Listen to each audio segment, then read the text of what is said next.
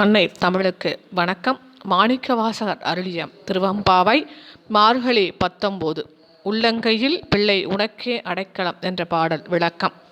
உள்ளங்கையில் பிள்ளை உனக்கே அடைக்கலம் என்று அங்கு அப்பழஞ்சொல் புதுக்கு எம் அச்சத்தால் எங்கள் பெருமான் உனக்கு ஒன்று உரைப்போம் கேள். எம் கொங்கை நின் அன்பர் அல்லார் தோல் சேரற்க எம் கை உனக்கல்லாது எப்பணியும் செய்யற்க கங்குல் பகல் எம்கண் மற்றொன்றும் காணற்க இங்கு இப்பரிசே எமக்கு எம்கோன் நல்குதியேல் எங்கு எழில் என் ஞாயிறு எமக்கு ஏலோர் எம்பாவாய். ஏற்கனவே இவர்கள் இறைவனிடம் அடைக்கலம் புகுந்தவர்கள் இப்போது புதிதாக அடைக்கலமாய் தங்களை ஒப்படைக்க முன்வரவில்லை. நாங்கள் ஏற்கனவே அடைக்கலம் புகுந்துவிட்டோம் என்பதைத்தான் நினைவூட்டுகிறார்கள். இப்படி நினைவூட்டுவதன் பொருள் என்ன? சற்று பொறுத்து பார்ப்போம். உள்ளங்கையில் பிள்ளை உனக்கே அடைக்கலம் என்பது ஒரு பழமொழி. ஒரு பிள்ளையை ஒரு பெரியவிடம் ஒப்புவிக்கும் போது அவனை தாயாகவும் தந்தையாகவும் தாங்கி காப்பது அந்த பெரியவருடைய கடமை என்பதை இப்பழமொழி பொதுவாக நினைவூட்டுகிறது. குருகுல ஆசிரியரிடம் கல்வி பயிற்சிக்காக பிள்ளையை பெற்றோர் ஒப்புவிக்கும் பொழுது சொன்ன வார்த்தையை இந்த பழமொழி நினைவூட்டுகிறது. இதே பழமொழியை பெண்ணின் பெற்றோர் திருமண காலத்திலும் பயன்படுத்தி கொண்டார்கள். மருமகனிடம் மணப்பெண்ணின் கையை பிடித்து கொடுக்கும் பொழுது உன் கையில் பிள்ளை உனக்கே அடைக்கலம் என்று சொல்லி ஒப்புவித்தார்கள். இந்த பழமொழியை இப்பொழுது மனம் நிகழப்பெறாத இப்பெண்கள் பயன்படுத்தி கொள்கிறார்கள். நல்ல கணவர் வேண்டும் என்ற கருத்துடைய இவர்கள் வாயில் இந்த பழமொழி புத்துயிர் பெற்று வெளிப்படுகிறது. சிவபெருமானுக்கு அன்பர்களாக இல்லாதவர்களை மணந்து கொள்ள நேர்ந்து விடல் ஆகாதே என்பது இப்போது இவர்கள் அச்சம் எனலாம். அச்சத்திற்கு வேறொரு காரணமும் சொல்லலாம். அடைக்கலமாக ஒப்புவித்த பின் அது வேண்டும் இது வேண்டும் என்று விண்ணப்பம் செய்து கொள்வது சரியென்று. அடைக்கலமாக பெற்றுக்கொண்டவனுக்கு தெரியாததையா இவர்கள் புதிதாக சொல்லப் போகிறார்கள்? அவன் மறந்ததையா இவர்கள் நினைவூட்டப் போகிறார்கள்? இவர்கள் நலம் இவர்களை காட்டிலும் அவனுக்கல்லவா நன்றாக தெரியும்.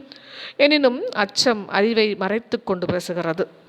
அடைக்கலம் அடைந்த பின்பும் அடைக்கலமாக தங்களை ஒப்புக்கொண்ட ஆண்டவனுக்கு மறுபடியும் தங்கள் விருப்பத்தை நினைவூட்டுவதென்றால் அச்சம் ஏற்படுவதும் இயல்புதானே. எங்கள் பெருமான் என்று அருகில் உள்ள ஒருவனை அழைப்பது போல் இவர்கள் அண்மை வெளியாக குறிப்பிடுகிறார்கள். இதன் உட்பொருள் இவர்கள் ஏற்கனவே இறைவன் கையில் அடைக்கல பொருளாகி கவலையற்று இருக்கிறார்கள் என்பது. எனினும் அச்சத்திற்கு காரணம் தாங்கள் உயிர்நிலை கொள்கை என்றும் அந்தரங்கமான கைங்கரிய பிரார்த்தனை என்றும் கருதுவதை ஆசை பற்றி மீண்டும் சொல்ல நேர்ந்திருப்பதுதான். உனக்கு ஒன்று உரைப்போம் கேள் என்று பீடிகையுடன் பேசத் தொடங்குகிறார்கள். இதில் இவர்களது பயபக்தியையும் வினய உள்ளத்தையும் சமயோஜித புத்தியையும் காண்கிறோம். திருவடிக்கு ஒன்று உண்டு விண்ணப்பம், சொல்ல கருதியது ஒன்று உண்டு என்று வெகு வினயமாக அதி உசித்தமாக தங்கள் பண்பாடு தோன்ற விண்ணப்பம் செய்து கொள்கிறார்கள். இது அடைக்கலம் அடைந்தவர்கள் ஏதாவது ஒரு புதிய விண்ணப்பத்தை வெளியிட்டு செய்து கொள்ளும் விண்ணப்பம் அன்று. எல்லாம் உன் பணிதான், உன் அன்புதான் நாங்கள் விரும்புவது. பணியில் உள்ள ஆசையால் தான் ஏற்கனவே சொல்லி முடித்துவிட்ட விண்ணப்பத்தை மறுபடியும் வாயார சொல்லி மகிழ்வோம் என்கிறார்கள். அன்பர் அல்லாதவர்கள் எங்களுக்கு கணவராக வாய்த்துவிடல் ஆகாது என்பதை சிவகைங்கரிய பிரார்த்தனையின் இன்றியமையாத அம்சமாக வற்புறுத்துகிறார்கள். எனவே எம் கை உனக்கு அல்லாது எப்பணியும் செய்யற்க என்றும் கங்குல் பகல் எம்கண் மற்றொன்றும் காணற்க என்றும் அழுத்தமாய் சொல்லுகிறார்கள். கை சிவகைங்கரியத்துக்கே அர்ப்பணமாக வேண்டும் என்று சொல்வதுடன் அமையாது. கண் அல்லும் பகலும் வேறொன்றையும், அதாவது சிவனை அன்றி வேறொரு பொருளையும் காணாது ஒழிக என்று இவர்கள் சொல்லுகிறார்கள். இத்தகைய பக்தி காதலர்கள் தங்களுக்கு காதலர்களாக சிவபக்தர்கள் வாய்த்தால்தான் தங்கள் பக்தி பெருநோக்கமும் கைங்கரிய ஆசையும் நிறைவேற முடியும் என்பதை தெளிவாக உணர்ந்திருப்பது பொருத்தம்தானே. இந்த பாட்டிலே திருவெம்பாவையில் உயிர்நிலை கொள்கையாகிய கைங்கரிய பிரார்த்தனை வெளியிடப்படுகிறது. இதிலேயே பாவை நோன்பின் உயிர்நிலை கொள்கை, அதாவது மனமாகாத பெண்கள் நல்ல கணவர்களை மனம் பொருத்தி மனம் செய்து கொள்ள விரும்பும் நோக்கம் அழுத்தமாக வற்புறுத்தப்படுவதையும் காண்கிறோம்.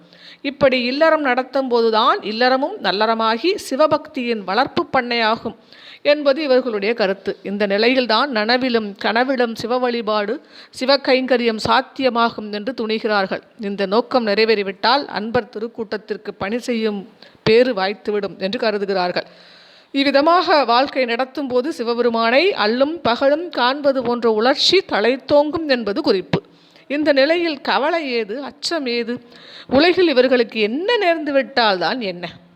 உன் கையில் பிள்ளை உனக்கே அடைக்கலம் என்று அங்கு அப்பழஞ்சொல் புதுக்கு எம் அச்சத்தால் எங்கள் பெருமான் உனக்கு ஒன்று உரைப்போம் கேள். எம் கொங்கை நின் அன்பர் அல்லார் தோல் சேரற்க எம் கை உனக்கல்லாது எப்பணியும் செய்யற்க கங்குல் பகல் எம் கண் மற்றொன்றும் காணற்க இங்கு இப்பரிசே எமக்கு எம்கோன் நல்குதியேல் எங்கு எழில் என் ஞாயிறு எமக்கு ஏலோர் எம்பாவாய்.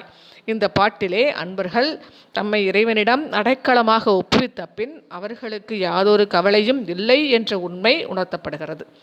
உனக்கு ஒன்று உரைப்போம் என்பது வினயமாக செய்து கொள்ளும் விண்ணப்பத்தை இங்கே குறிப்பதாகும். இந்த பாட்டிலே கன்னியர் தங்களுக்கு சிவபக்தர்களாக நல்ல கணவர்கள் வாய்க்க வேண்டும் என்று மறுபடியும் வேண்டிக் கொள்வதை காண்கிறோம். பழைய மார்கழி நோன்பு கருத்துக்கள் பலவும் மாணிக்கவாசகர் காலத்தில் மறைந்துவிட்டன என கருதலாம்.